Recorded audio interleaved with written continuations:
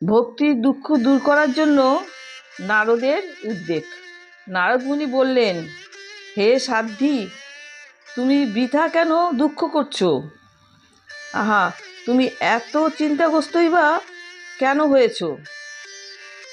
ভগবান শ্রীকৃষ্ণের চরণ কমলের ধ্যান করো, আর তার কৃপায় সকল দুঃখের অবসান হবে।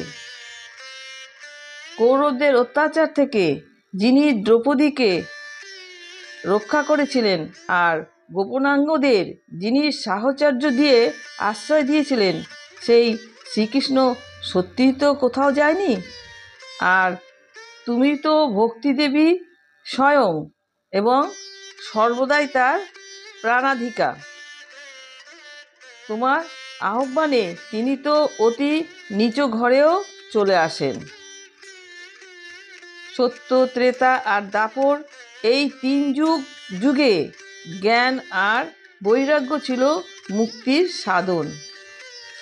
কিন্তু কলিযুগে তো কেবল ভক্তি ব্রহ্মা সাযুজ্য মানে মোক্ষ দান করে। এই ভেবে পরমানন্দ চিন্ময়ী মূর্তি জ্ঞানস্বরূপ শ্রী হরি তার নিজ সৎ স্বরূপে তোমাকে সৃষ্টি করেছেন।